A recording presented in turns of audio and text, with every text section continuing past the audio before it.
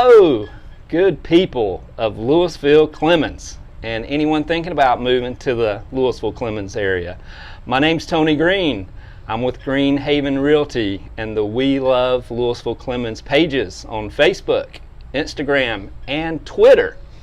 And be sure to like our social media feeds, and if you're watching on YouTube, on the Green Team Realtor page, be sure to hit that subscribe and like button down below. We appreciate that.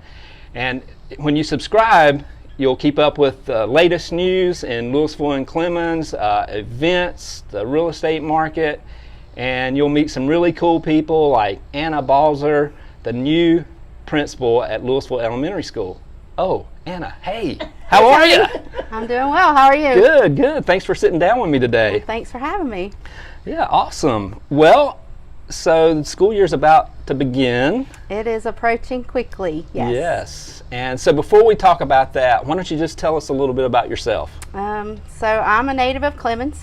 Okay. I grew up there, went to West Forsyth High School, graduated, left for a few years, went to University of North Carolina. Hey, go Heels. Love my Tar Heels. And came back and started teaching here at Louisville Elementary. Oh, really? So you've taught here before becoming a principal? Yes. So my very first teaching job was here at Louisville. Loved it, had great memories. Left for a few years, got some experience as a curriculum coordinator, went and did assistant principal for a little bit, and then got the opportunity to interview and was chosen to return. It's like coming back home. Yeah. Yeah. That's awesome. Really cool. So you got your teaching certificate then at Chapel Hill. That's correct. Yeah. So when you first started, when you were a teacher at Louisville Elementary School, what was it like? I know it's changed a little bit through the years. It's extremely different. I think email was like the new and innovative technology at that time. Yeah. There were very few computers. I had an overhead projector in my classroom, and we had to clean it every day. That was one of the fun jobs that all the students wanted. Oh, Can I yeah. clean the overhead? Can I clean the overhead? So it's been really cool to see things evolve and see that in just a couple weeks my teachers are going to be teaching their kids on their laptops, and so just to see how things are really different. The community's a lot bigger than it was.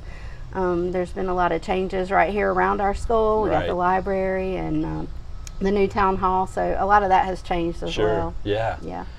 Well, so with this new school year, of course, COVID has changed a lot of things. It has. What are your thoughts on how well the students are going to learn with this virtual learning? Well, it's definitely presented us with some challenges. I have learned that I have an amazing staff here, and they are committed to making sure our kids get what they need. And they have been really busy all summer. They've been going to professional development. They've been learning about all the new things. We got a new learning management system that they're going to be using called Canvas. And they're going to be ready for the kids. They're going to make sure that even though they can't look at them face to face, that they're still going to get what they need as far as following the curriculum and everything like that. We're going to have to do things a little differently because we're going to lose some of that personal piece, but they've been brainstorming ideas to make sure you still build that classroom community. And then are they going to kind of reevaluate, like maybe halfway through the first 9 weeks to see what they're going to do the second 9? So right now our district has committed to the first 9 weeks as being remote, and then at some point they'll make a decision about what we're going to do next. Okay. Safety, security for staff and students is their #1 priority. Right, absolutely. Yeah. So you mentioned this new system, Canvas. Canvas. Yes. So is that taking the place of Power School? So that's something the parents are going to have to learn as well? Yes, it is. Oh, yay. We heard last spring when we stopped school abruptly and had that no one liked everything being in 10 different places. So this new management system, everything's going to be in one place. You can get to all the lessons, the assignments and everything in one place. And it's much more user friendly. Okay, well that's good to hear. I think everyone's going to be pleasantly surprised. Yeah. And there will be some time during that first week. And a lot of that first week is going to be based on the students learning how to use it, and then if there are students who need support, really training the parents too. Right. So a lot of my younger kids are going to need that, but the older kids they're naturals at it already. Yeah. You know. I mean, what happens if, like, a few weeks into it and a parent feels like, you know, their kindergartner just maybe isn't getting something? I mean, what options do they have as far as communicating with their teachers? So our teachers are available, you know, during the school day hours. A lot of them are going to offer office hours. And that's one thing we're committed to, is making sure we're available to help.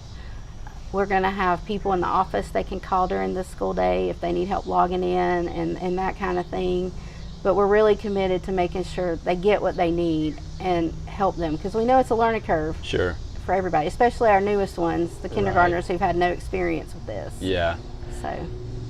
Well, and I know, you know, with COVID that, you know, we've been through the stay home at order and the, you know, wearing the mask. So what's kind of the school's policy as far as a parent coming to the school? And I mean, are they still able to come in and make an appointment if they need to speak with the teacher, or is it all email? And we're trying phone? to do everything virtual. Right now our building's only open to staff right now. Okay. But we do want to help parents. They're welcome to come to the school and we'll try to help them as much as we can. But as far as face-to-face meetings, those are until we're out of the next phase, when the governor releases us from that. That's what we're following right now. Okay, gotcha. Well, so how did you transition? I know you mentioned it a little bit, going from teacher to curriculum coordinator and then to principal. But so what made you want to go that path and become a principal? So I would say when I first started, I wasn't even interested in school administration. But as I was teaching and got more experience, I had school administrators that, you know, saw I had some talents and leadership opportunities, and gave me a chance to work with some teachers. And so I kind of took the curriculum coordinator path, where I worked with teachers and supporting them and helping them do lesson planning and professional development. And then someone said, well, maybe you'd be really good as an administrator. And so I looked into that and went and got my add-on licensure from App. Okay. And go Mountaineers. Yeah. And did that actually online and distance learning, I guess. And just for the last 5 years have just been taking all those experiences I've had and finally felt like it was the right time to make the jump into the big world. Not really knowing what was coming with the COVID and the pandemic, but it's definitely not what I anticipated when I thought I'd be a principal. Yeah. But you know, we're doing what we can to make sure things are good for kids. Well, I've known you for what, 5 or 6 years now, yeah. and I mean, you won't find any better people than Anna Balser. So I know you're going to do awesome. Well, thank you. I appreciate that. Yeah, absolutely. So what do you do as far as like motivating your staff? A lot of it's just doing one-on-one coaching, letting them know that there's somebody there to support them when they're struggling with the remote learning, or they're struggling with a kid who, you know, is not participating. Just a lot of times it's just that one-on-one attention and listening, and letting them know it's a community and a team, and we're here for each other. You know, a lot like the town of Louisville, it's a small community, small school, and we're all here to help each other. Yeah, absolutely. Good deal. So speaking of the Louisville area, what are some of the things that you really love about the Louisville-Clemmons area? Because you've been here all your life, right? Yeah, pretty much. Except for college, I guess. Yeah, except for college. So this area in particular, I love Shallowford Square, love going to the plays and stuff that they have. That we always try to attend the 4th of July fireworks. Just the small town feeling here. I love this school because there's a library in front, there's a community center, the fire station. I mean, it's like the epitome of an awesome community. The town hall's there, the post office, so all this is just like we're right in the heart of the town, and I love that. You know, I love just the small town feel. Yeah, good deal. And so what does the school use, you know, to communicate with parents? I mean, I know we get a call about every day from Brent Campbell, Chief Communications Officer with the Winston-Salem Forsyth County School. Sorry, I digress. But, you know, so as far as the school itself, I mean, do you use email or Facebook, Twitter? What do you guys communicate with? All of those, actually. In addition to the district sending out those, I have my own, you know, system where I can do messages like that. Email, we can do text. We can do the robocalls, and there's an app through the Winston-Forsyth County app. It communicates. But then we also have a Twitter page. We have our PTA has a Facebook page. Okay. We're looking at adding a school page that'll be more informational purposes only. And we'll be sure to add those links. I'll get those to you within the content of the video. So that's my main form, and as long as we've got your phone number and your email, you should be able to get our communications. Okay, good deal.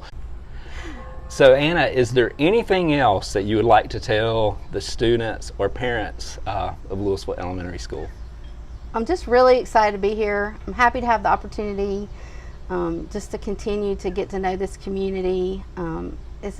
Things are not how we thought they were going to be to start off the school year, but I'm committed, my staff is committed about making sure our students and the kids who live in Louisville have the best education possible. Yeah. And we're going to do what we need to make sure that happens. Absolutely. I mean, and that's all you can do, really, because granted, we've been given a situation that none of us like or want to be in, but Correct. you just got to make the best of it and do the best you can. And if there's going to be challenges along the way, of course, but I know you are the lady for the job and you can handle it. I appreciate that, and the confidence that the community's put in me. Yeah. I'm looking forward to it. Awesome. Well, thanks again, Anna, for just sitting down today and letting the community get to know you a little bit more. And so, folks, again, if you haven't liked or followed our pages on Facebook, Instagram, or Twitter, please do so. And we will see you soon.